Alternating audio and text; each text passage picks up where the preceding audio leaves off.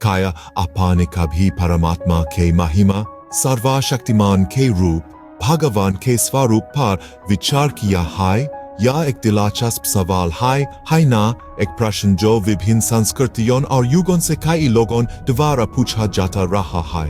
धार्मिक ग्रंथों के विशाल महासागर में ऐसी कई कहानियां हैं जो भगवान के प्रकट होने का वर्णन कराने का प्रयास करती हैं। प्रत्येक अद्वितीय, प्रत्येक कहानी। हिंदू महाकाव्य महाभारत में भगवान कृष्ण ने कुरुक्षेत्र युद्ध के दौरान अर्जुन को अपना सार्वभौमिक रूप प्रकट किया। इसे एक ऐसे रूप के रूप में वर्णित किया गया है जो अनंत और उज्जवल है, अनगिनत प्राणियों से भरा हुआ है और पूरे ब्रह्मांड को कवर कराता है। ऐसा कहा जाता है कि यह दिव्य रूप सामान्य मानव मन की समझ से परे है। यह दृश्य इतना विस्मयकारी है कि अर्जुन आश्चर्यचकित रह जाता है। इसे बाइबल में निर्गमन की पुस्तक मूसा की जलती हुई छड़ी के रूप में ईश्वर से मुलाकात की कहानी बताती है।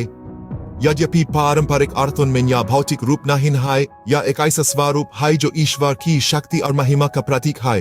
दूसरी ओर इस्लामी परंपरा यह मानती है कि अल्लाह मानवीय समझ से परे है और उसका कोई भौतिक रूप नहीं है।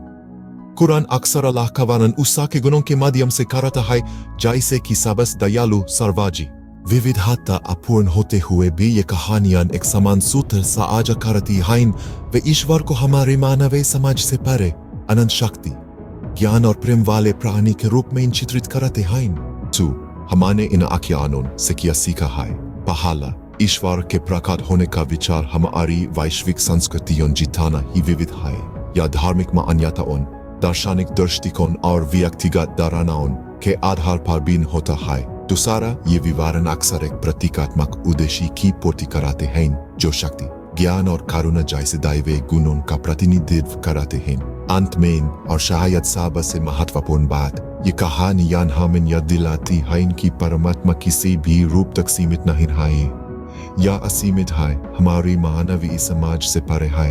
चीजों की भव्य योजना में भगवान का रूप उतना महत्वपूर्ण नहीं हो सकता जितना कि प्रेम, करुणा और एकता का अंतर्निहित संदेश जो इन कहानियों को व्यक्त कराना है। आखिरकार ये मूल्य ही हैं जो वास्तव में हमारी मानवता को आकार देते हैं। तो अगली बार जब आप खुद को भगवान के प्रकटन पर विचार करते हुए पाएं, तो इन कहानियों और उनके गहन संदेशों को याद करें। परमात्मा की असीम सागर में गहराई से डूबो और अपने हृदय को अपना मार्गदर्शक बनने दो।